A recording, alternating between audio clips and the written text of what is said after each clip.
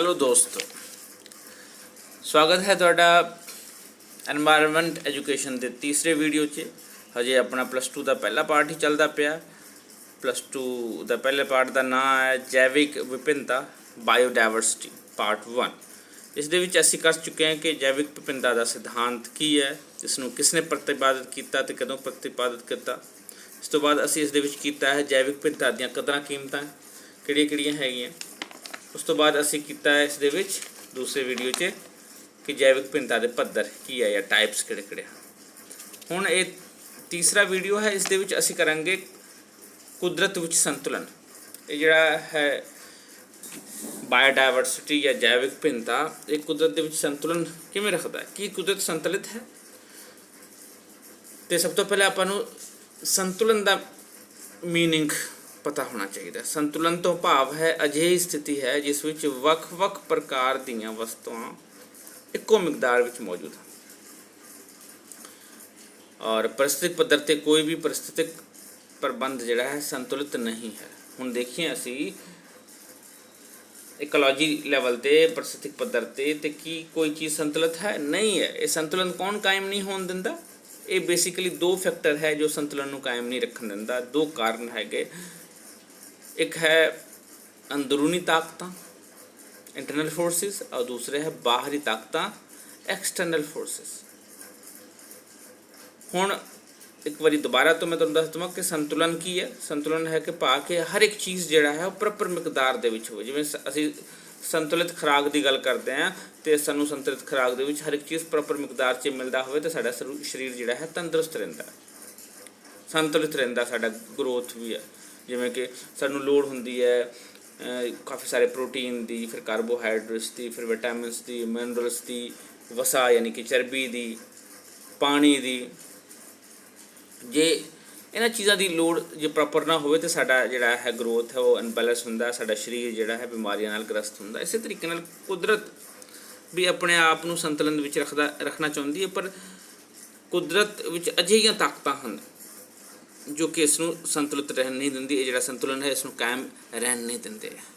ये दो ताकतां बेसिकली हैं, बाहरी ताकतां ते अंदरूनी ताकतां। इहदे उत्ते असीं अगे डिटेल विच हुण पढ़दे हैं। कुदरत विच संतुलन कौन नहीं कायम रखन दिंदा? दो ताकतां हैगियां, नंबर 1 बाहरी ताकतां ते नंबर 2 अंदरूनी ताकतां। बाहरी ताकतां दी जे गल करदे हैं तो इहदे विच अज जिहड़ा है सब तो वड्डा फैक्टर बाहरी ताकतां 'च वो मनुख है। मनुख कुदरत दे विच संतुलन कायम रहन नहीं दिंदा। उस तो बाद है तूफान, हड़, अग लगना और हानिकारक कीट। हुणे हानिकारक कीटां दा हमला होया सी पाकिस्तान दे विच भी ते साडे कुछ भागां दे विच, ईवन राजस्थान ते पंजाब तक दे कुछ भागां 'च आ गए सी कीटनाशक नहीं कीट, वो जिहड़े पतंगे पुतंगे सीगे, जिहड़ा टिड्डी दल सी जिहदे नाल फसलां नूं बड़ा नुकसान हुंदा, होर चीज़ां नूं भी नुकसान हुंदा। ते ये बाहरी ताकतां हन। बाहरी ताकतां एक जिहड़ा है कुदरत दे विच संतुलन कायम नहीं रहन दिंदी। फॉर एग्जाम्पल अगर परिस्थितिक तौर पर गल करते हैं तो जे किते कोई जंगल दे विच दरख्त डिग जाए तो उहदी जगह कोई ना कोई नवां पौधा खाली थां नूं भरन लई उग पैंदा है। पर जे मनुख ने ही कोई इस तरीके का काम किया कि दरख्त कट दिते हैं तो उत्थे फिर कोई नवां पौधा नहीं निकलता है। उत्थे घाह घूह तो जम पैंदे ने पर दोबारा तो नहीं हुंदा है। एग्जाम्पल है एमेजन के जंगल चों, उत्थे खेतीबाड़ी लई जंगल नूं साफ किया गया, लेकिन बास दे विच उसनूं छड्ड दिता गया दोबारा तो कि वो जंगल बन जाए, तो पर वो जंगल नहीं बने बल्कि घाह के मैदान विच बदल गए। तो ये है बाहरी ताकतां जिहड़ी कि परिस्थिति नूं जिहड़ा है कुदरत नूं वो संतुलन विच नहीं आउण दिंदी है, यानी कि इकोलॉजी नूं बैलेंस नहीं होण दिंदी है। उस तो बाद चलते हैं आप अगे देखते हैं अंदरूनी ताकतां। अंदरूनी ताकतां किहड़ियां है कि जिहड़े धरती के अंदर ही तो ही पैदा होंदियां ने। इस विच असीं शामिल कर सकते हैं बेसिकली जिहड़ी है धरती के अंदर दीयां प्लेटां, ये एक दूसरे नूं एक थां तो दूसरे थां ते धक्कदियां हन। नतीजे वल्लों वजों की हुंदा है समुद्री तल जिहड़ियां चट्टानां नूं दूर दूर तक फैला दिंदियां हन अते चट्टानां दे तहत दबाव पैंदा रहिंदा है। कई बारी अंदरूनी ताकतां कारण प्लेटां एक दूसरे तो दूर चलियां जांदियां अते नतीजे वजों महादीप एक स्थान तो दूसरे स्थान वल धक्के चले जाते हैं। कई बारी ये प्लेटां एक दूसरे नाल ਟਕਰਾਉਂਦੀਆਂ ਹਨ ਅਤੇ ਨਤੀਜੇ ਵਜੋਂ ਪਰਬਤਾਂ ਦਾ ਨਿਰਮਾਣ ਹੁੰਦਾ, ਜਿੱਦਾਂ ਕਿ ਸਾਡਾ ਹਿਮਾਲਿਆ ਪਰਬਤ ਵੀ ਦੋ ਪਲੇਟਾਂ ਦੇ ਆਪਸ 'ਚ ਨਿਰਮਾਣ ਨਾਲ ਹੋਇਆ ਹੈ। ਇੱਥੇ ਪਹਿਲਾਂ ਇੱਕ ਟੈਥਿਸ ਸੀ ਹੁੰਦਾ ਹੈ ਮੰਨਿਆ ਜਾਂਦਾ ਸੀਗਾ, ਅਤੇ ਸਾਡੀ ਜਿਹੜੀ ਹੈ ਇੰਡੀਅਨ ਮਹਾਦੀਪ ਵਾਲੀ ਜਿਹੜੀ ਪਲੇਟ ਹੈ ਇਹ ਆ ਕੇ ਏਸ਼ੀਆ ਮਹਾਦੀਪ ਨਾਲ ਟਕਰਾਈ ਅਤੇ ਇਹ ਇਸ ਤਰ੍ਹਾਂ ਬਣਿਆ ਜਿਹੜਾ ਹਿਮਾਲਿਆ ਬਣਿਆ ਹੈ ਇਹ ਹੈ। ਅਤੇ ਇਹ ਪਲੇਟਾਂ ਦੇ ਉਛਲਣ ਕਾਰਨ ਲਹਿਰਾਂ ਪੈਦਾ ਹੁੰਦੀਆਂ ਹਨ, ਜਿਸ ਨੂੰ ਭੂਚਾਲ ਵੀ ਕਹਿੰਦੇ ਹਨ। ਕਈ ਪਲੇਟਾਂ 'ਚ ਹਿਲਜੁਲ ਦੇ ਕਾਰਨ ਵੀ ਇਹ ਸਾਰਾ ਅਰਥਕੁਏਕ ਆਉਂਦਾ ਹੈ, ਭੂਚਾਲ ਆਉਂਦਾ ਹੈ। ਇਸ ਤੋਂ ਪਤਾ ਚੱਲਦਾ ਹੈ ਕਿ ਧਰਤੀ ਕਦੀ ਵੀ ਸਥਿਰ ਨਹੀਂ ਹੈ, ਇਹ ਪ੍ਰਤੀ ਦਿਨ ਬਦਲਦੀ ਰਹਿੰਦੀ ਹੈ। ਅਤੇ ਇਹ ਬੇਸਿਕਲੀ ਦੋ ਤਾਕਤਾਂ ਹੈਗੀਆਂ ਜਿਹੜੀਆਂ ਕੁਦਰਤ ਦੇ ਵਿੱਚ ਸੰਤੁਲਨ ਕਾਇਮ ਨਹੀਂ ਰੱਖਣ ਦਿੰਦੀਆਂ। ਅੱਜ ਦੀ ਜੇ ਗੱਲ ਕਰੀਏ ਤਾਂ ਅੱਜ ਮਨੁੱਖ ਜਿਹੜਾ ਹੈ ਸਭ ਤੋਂ ਵੱਡਾ ਤਾਕਤ ਹੈ, ਜੋ ਕਿ ਕੁਦਰਤ ਦੇ ਵਿੱਚ ਬਹੁਤ ਸਾਰੇ ਬਦਲਾਵ ਲੈ ਕੇ ਆਇਆ, ਔਰ ਇੰਨਾ ਸਾਰਾ ਬਦਲਾਵ ਲੈ ਕੇ ਆਇਆ ਕਿ ਵੀ ਹੁਣ ਇਹਨੇ ਸਾਰੇ ਸਪੀਸੀਜ਼ ਨੂੰ ਵੀ ਖਤਰਾ ਪਾ ਦਿੱਤਾ ਹੈ ਆਪਣੇ ਨਾਲ। ਅਤੇ ਇਹ ਸੀਗੀਆਂ ਕੁਦਰਤ ਵਿੱਚ ਸੰਤੁਲਨ ਰੱਖਣ ਲਈ। ਮਨੁੱਖ ਆਪਣੀ ਗਲਤੀਆਂ ਤੋਂ ਸਿੱਖਦਾ ਹੋਇਆ ਜੇ ਹੁਣ ਬਦਲਾਵ ਕਰੇਗਾ, ਇਸ ਦੇ ਵਿੱਚ ਕੁਦਰਤ ਨੂੰ ਮੁੜ ਉਸੇ ਤਰੀਕੇ ਨਾਲ ਵਸਾਉਣ ਦੀ ਕੋਸ਼ਿਸ਼ ਕਰੇਗਾ, ਤਾਂ ਉਹਦੀ ਲਾਈਫ ਵੀ ਵਧੀਆ ਹੋ ਜਾਏਗੀ। ਤਾਂ ਹੀ ਇਹ এনवायरमेंट ਐਜੂਕੇਸ਼ਨ ਜਿਹੜੀ ਕੰਪਲਸਰੀ ਕੀਤੀ ਸਾਰੇ ਲਈ, ਕਿ ਵੀ ਆਉਣ ਵਾਲੇ ਜਨਰੇਸ਼ਨ ਨੂੰ ਇਹਦਾ ਪਤਾ ਹੋਵੇ ਕਿ ਕਿਸ ਤਰੀਕੇ ਨਾਲ এনवायरमेंट ਜੇ ਖਰਾਬ ਇਸੇ ਤਰੀਕੇ ਨਾਲ ਹੁੰਦਾ ਰਿਹਾ ਤੇ ਅਸੀਂ ਸਾਰੇ ਖਤਰੇ 'ਚ, ਸਾਡਾ ਪ੍ਰਿਥਵੀ ਵੀ ਖਤਰੇ 'ਚ ਹੈ। ਅਤੇ ਇਹ ਹੈ ਦੋ ਪੁਆਇੰਟ ਜਿਹੜੇ ਕੁਦਰਤ ਦੇ ਵਿੱਚ ਸੰਤੁਲਨ ਬਣਨ ਨਹੀਂ ਦਿੰਦੇ, ਉਹ ਬਾਹਰੀ ਤਾਕਤਾਂ ਅਤੇ ਅੰਦਰੂਨੀ ਤਾਕਤਾਂ। ਹੋਪਫੁਲੀ ਤੁਹਾਨੂੰ ਇਹ ਪੁਆਇੰਟ ਸਮਝ ਲੱਗ ਗਿਆ। ਚਲੋ ਅੱਗੇ ਵਧਦੇ ਆਪਾਂ। ਅੱਗੇ ਮਨੁੱਖਤਾ ਦੇ ਟਿਕਾਊਪੁਣੇ ਲਈ ਜੈਵਿਕ ਵਿਭਿੰਨਤਾ। ਇਹ ਜ਼ਰੂਰੀ ਹੈ ਮਨੁੱਖਤਾ ਦੇ ਨੂੰ ਅਗਰ ਇੱਥੇ ਸਦਾ ਲਈ ਰਹਿਣਾ ਹੈ, ਟਿਕ ਕੇ ਰਹਿਣਾ ਹੈ, ਤਾਂ ਜੈਵਿਕ ਵਿਭਿੰਨਤਾ ਬਹੁਤ ਜ਼ਰੂਰੀ ਹੈ। ਜੈਵਿਕ ਵਿਭਿੰਨਤਾ ਹੈ ਕੀ? ਇਹ ਤਾਂ ਆਪਾਂ ਕਰ ਚੁੱਕੇ ਹਾਂ ਕਿ ਵੀ ਹਰ ਇੱਕ ਜੀਵ ਜੰਤੂ ਅਲੱਗ ਅਲੱਗ ਹੈ ਔਰ ਇੱਕ ਦੂਸਰੇ 'ਤੇ ਨਿਰਭਰ ਹੈਗੇ। ਹੁਣ ਆ ਜਾਂਦੇ ਕਿ ਟਿਕਾਊਪੁਣਾ ਕੀ ਹੈ। ਠੀਕ ਹੈ, ਟਿਕਾਊਪੁਣਾ ਕੀ ਹੈ? ਟਿਕਾਊਪੁਣਾ ਕੀ ਹੈ? ਅਤੇ ਇਸ ਦੇ ਵਿੱਚ ਆਕਸਫੋਰਡ ਡਿਕਸ਼ਨਰੀ ਦੇ ਮੁਤਾਬਿਕ ਟਿਕਾਊਪੁਣੇ ਤੋਂ ਭਾਵ ਹੈ ਲੋਕਾਂ, ਜੰਤੂਆਂ ਅਤੇ ਪੌਦਿਆਂ ਦੇ ਜਿਉਂਦੇ ਅਤੇ ਸਿਹਤਮੰਦ ਰਹਿਣ ਲਈ ਭੋਜਨ ਅਤੇ ਪਾਣੀ। ਟਿਕਾਊਪੁਣਾ ਕੀ ਹੈ ਕਿ ਸਾਰਿਆਂ ਮਤਲਬ ਅਸੀਂ ਮਨੁੱਖ ਹੈਗੇ, ਫਿਰ ਪੌਦੇ ਹੈਗੇ, ਜਾਨਵਰ ਹੈਗੇ, ਹੋਰ ਦੂਸਰੇ ਜੰਤੂ ਹੈਗੇ, ਸੂਖਮ ਜੀਵ ਹੈਗੇ, ਉਹਨਾਂ ਸਾਰਿਆਂ ਲਈ ਇੱਕ ਸਿਹਤਮੰਦ এনवायरमेंट, ਭੋਜਨ ਪਾਣੀ ਆਦਿ ਦੀ ਆਵਸ਼ਕਤਾ ਦਾ ਪੂਰਤੀ ਹੋਣਾ ਉਹ ਟਿਕਾਊਪੁਣਾ ਹੈ। ਇਹ ਨਹੀਂ ਕਿ ਮਨੁੱਖ ਆਪਣੇ ਲਾਲਚਾਂ ਲਈ ਦਰੱਖਤਾਂ ਨੂੰ ਵੱਢ ਦੇਵੇ ਅਤੇ ਫਿਰ ਦਰੱਖਤਾਂ ਦੇ ਜੰਗਲਾਂ 'ਚ ਰਹਿਣ ਵਾਲੇ ਜਾਨਵਰ ਵੀ ਖਤਮ, ਔਰ ਮਨੁੱਖ ਨੂੰ ਜੋ ਆਕਸੀਜਨ ਚਾਹੀਦਾ ਸੀਗਾ, ਹੋਰ ਜ਼ਰੂਰਤਾਂ ਸੀਗੀਆਂ, ਉਹ ਵੀ ਖਤਮ, ਔਰ ਮਨੁੱਖ ਉਸ ਦੇ ਨਾਲ ਵੀ ਮਨੁੱਖ ਵੀ ਖਤਮ। ਜੈਵਿਕ ਵਿਭਿੰਨਤਾ ਇਸ ਸੰਦਰਭ ਵਿੱਚ ਮਨੁੱਖਤਾ ਲਈ ਜੀਵਨ ਨੂੰ ਸਹਾਰਾ ਦੇਣ ਵਾਲੇ ਪ੍ਰਬੰਧ ਵਜੋਂ ਕੰਮ ਕਰਦੀ ਹੈ, ਕਿਉਂਕਿ ਇਹ ਭੋਜਨ, ਰੇਸ਼ੇ, ਇਮਾਰਤੀ ਲੱਕੜੀ, ਕੁਦਰਤੀ ਦਵਾਈਆਂ ਅਤੇ ਹੋਰ ਬਹੁਤ ਸਾਰੀਆਂ ਉਤਪਾਦਾਂ ਦਾ ਸਰੋਤ ਹੈ। ਆਪਾਂ ਪੜ੍ਹ ਚੁੱਕੇ ਹਾਂ ਪਹਿਲਾਂ ਹੀ ਕਿ ਕੀ ਕੁਛ ਸਾਨੂੰ ਇਹਦੇ 'ਚੋਂ ਮਿਲਦਾ ਹੈ। ਜੇ ਵਾਯੂਮੰਡਲ ਦੇ ਵਿੱਚ ਆਕਸੀਜਨ ਹੈ ਖਤਮ ਹੋ ਜਾਵੇ ਔਰ ਦਰਖਤ ਆਕਸੀਜਨ ਦਿੰਦੇ ਸਾਨੂੰ, ਇਹਦਾ ਪੁਨਰ ਚੱਕਰ ਹੀ ਖਤਮ ਹੋ ਜਾਵੇ ਤੇ ਜੀਵਨ ਸੰਭਵ ਹੋਏਗਾ? ਪੋਸੀਬਲ ਹੀ ਨਹੀਂ। ਅਤੇ ਟਿਕਾਊਪੁਣਾ ਹੈ ਕਿ ਕਿਸ ਤਰੀਕੇ ਨਾਲ ਅਸੀਂ ਬਾਕੀ ਸਾਰੇ ਜਾਨਵਰਾਂ ਨੂੰ, ਜੰਤੂਆਂ ਨੂੰ, ਪੌਦਿਆਂ ਨੂੰ ਨੁਕਸਾਨ ਨਾ ਪਹੁੰਚਾਉਂਦੇ ਹੋਏ ਅਸੀਂ ਆਪਣੇ ਆਪ ਨੂੰ ਅੱਗੇ ਲੈ ਕੇ ਜਾਈਏ। ਉਮੀਦ ਹੈ ਕਿ ਤੁਹਾਨੂੰ ਸਮਝ ਲੱਗਿਆ ਹੋਵੇਗਾ ਟਿਕਾਊਪੁਣਾ ਕੀ ਹੈ। ਇਹ ਹੈ ਕਿ ਵੀ ਲੋਕਾਂ, ਜੰਤੂਆਂ ਅਤੇ ਪੌਦਿਆਂ ਵਿੱਚ ਇੱਕ ਕਿਸਮ ਦਾ ਤਾਲਮੇਲ ਇਸ ਤਰ੍ਹਾਂ ਹੋਵੇ ਕਿ ਸਾਰਿਆਂ ਦੀ ਲੋੜਾਂ ਜਿਹੜੀਆਂ ਹੈਗੀਆਂ, ਭੋਜਨ, ਪਾਣੀ, ਰਹਿਣ ਦੀ ਆਵਸ਼ਕਤਾਵਾਂ ਪੂਰੀਆਂ। ਉਮੀਦ ਹੈ ਕਿ ਟਿਕਾਊਪੁਣਾ ਸਮਝ ਲੱਗ ਗਿਆ। ਅੱਗੇ ਵਧਦੇ ਆਪਾਂ। ਮਨੁੱਖਤਾ ਦੇ ਟਿਕਾਊਪੁਣੇ ਲਈ ਪੌਦਿਆਂ ਅਤੇ ਜੰਤੂਆਂ ਵਿਚਲੀ ਭਿੰਨਤਾ ਜਿਹੜੀ ਹੈ ਇਹ ਕੀ ਹੈ? Biodiversity for sustainable development. ਅਗਰ ਮਨੁੱਖ ਨੇ plants and animals diversity for sustenance of mankind, ਅਗਰ ਮਨੁੱਖਾਂ ਨੇ ਇੱਥੇ ਆਪਣੇ ਆਪ ਨੂੰ ਬਣਾ ਕੇ ਰੱਖਣਾ ਹੈ ਤੇ ਕਿਸ ਤਰੀਕੇ ਨਾਲ ਪੌਦਿਆਂ ਵਿੱਚ ਵੀ ਭਿੰਨਤਾ ਚਾਹੀਦੀ ਹੈ, ਜੰਤੂਆਂ ਵਿੱਚ ਵੀ ਭਿੰਨਤਾ ਚਾਹੀਦੀ ਹੈ। ਇਹ ਨਹੀਂ ਕਿ ਵੀ ਇਹਨਾਂ ਨੂੰ ਨਸ਼ਟ ਕੀਤਾ ਜਾਏ। ਪਸ਼ੂ ਪਾਲਣ ਯੁੱਗ ਦੇ ਦੌਰਾਨ ਮਨੁੱਖ ਨੇ ਆਪਣੇ ਬਚਾਅ, ਆਵਾਜਾਈ ਅਤੇ ਭੋਜਨ ਅਤੇ ਦੁੱਧ ਦੇ ਸਰੋਤ ਤੋਂ ਹਰ ਵਸਤਾਂ ਦੀ ਪ੍ਰਾਪਤੀ ਲਈ ਜੰਤੂਆਂ ਦਾ ਘਰੇਲੂਕਰਨ ਕੀਤਾ। ਅਤੇ ਸਭ ਤੋਂ ਪਹਿਲਾਂ ਕੁੱਤਾ ਅਤੇ ਫਿਰ ਘੋੜੇ ਦਾ ਘਰੇਲੂਕਰਨ ਕੀਤਾ ਗਿਆ। ਅੱਜ ਦਾ ਮਨੁੱਖ ਆਪਣੇ ਭਲੇ ਲਈ ਬਹੁਤ ਸਾਰੀਆਂ ਜੰਤੂਆਂ ਜਾਤੀਆਂ ਦਾ ਇਸਤੇਮਾਲ ਕਰ ਰਿਹਾ ਹੈ। ਘੋੜਾ, ਊਠ, ਯਾਕ, ਬਲਦ, ਇਹ ਬਹੁਤ ਸਾਰੇ ਪਰਪਸ ਲਈ ਯੂਜ਼ ਹੁੰਦੇ, ਆਵਾਜਾਈ ਅਤੇ ਜ਼ਮੀਨ ਵਾਹਣ ਲਈ ਤੇ ਵਰਤੇ ਜਾਂਦੇ ਹਨ। ਉਸ ਤੋਂ ਇਲਾਵਾ ਅਸੀਂ ਪੁਰਾਣੇ ਜ਼ਮਾਨੇ 'ਚ ਦੇਖਿਆ ਕਿ ਇਹ ਫੌਜ ਦਾ ਵੀ ਹਿੱਸਾ ਰਹੇ ਹਨ। ਗਾਵਾਂ ਅਤੇ ਮੱਝਾਂ ਦੁੱਧ ਵਗੈਰਾ ਲਈ, ਹੋਰ ਤਰ੍ਹਾਂ ਦੇ ਵਸਤਾਂ ਲਈ ਵੀ ਯੂਜ਼ ਕੀਤਾ ਜਾਂਦਾ ਇਹਨਾਂ ਨੂੰ।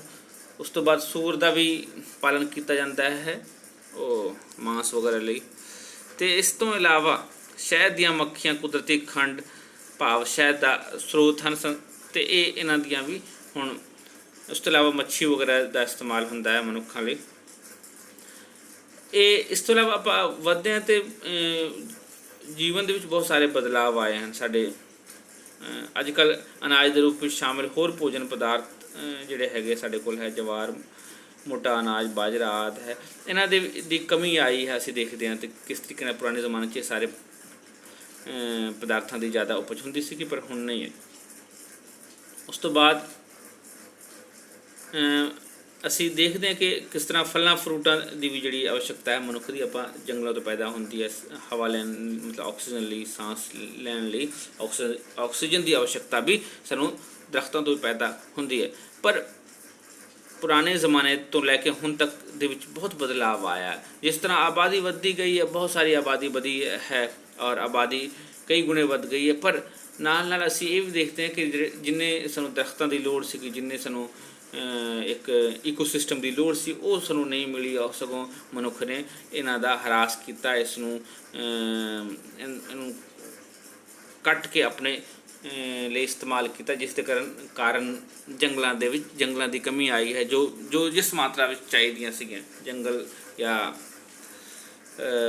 ਜਾਨਵਰ ਚਾਹੀਦੇ ਉਸ ਦੀ ਮਾਤਰਾ ਘਟੀ ਹੈ। ਤੇ ਇਹ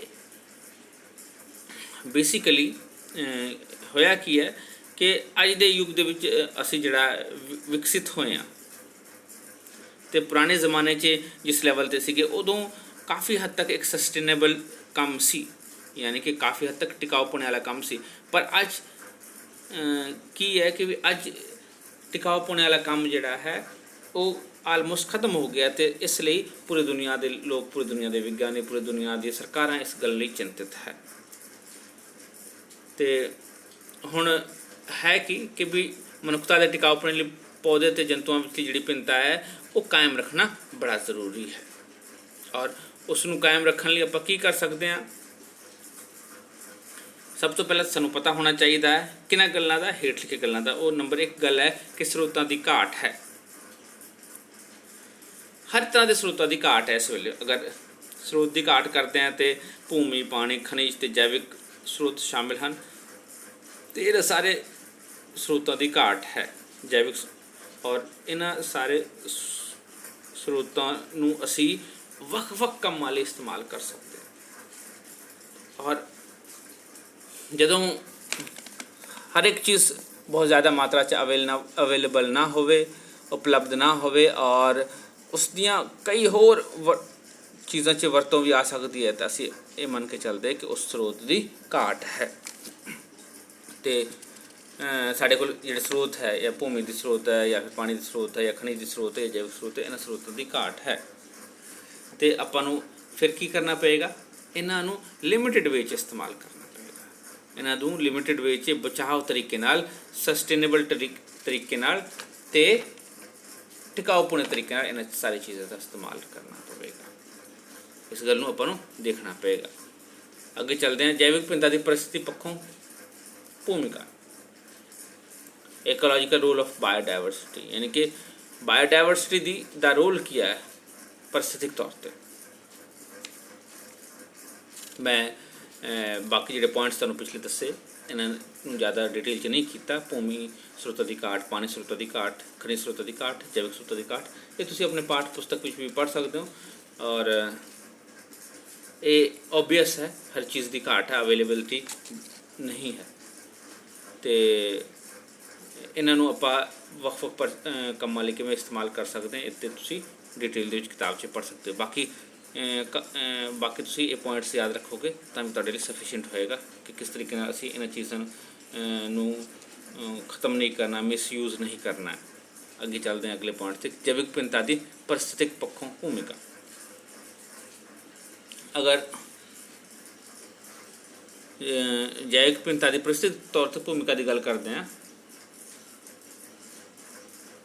ਤੇ ਅਲੱਗ-ਅਲੱਗ ਖੇਤਰ ਹੈਗੇ ਔਰ ਕਿਸ ਤਰ੍ਹਾਂ ਅਲੱਗ-ਅਲੱਗ ਦੀ ਜਿਹੜੀ ਹੈ ਅਲੱਗ-ਅਲੱਗ ਜਗ੍ਹਾ ਦੀ ਜੈਵਿਕ ਭਿੰਨਤਾ ਹੈ ਉਸ ਜਗ੍ਹਾ ਦੀ ਪ੍ਰਸਥਿਤੀ ਦੇ ਹਿਸਾਬ ਨਾਲ ਆਪਣੇ ਆਪ ਨੂੰ ਢਾਲਦੀ ਹੈ ਨਾ।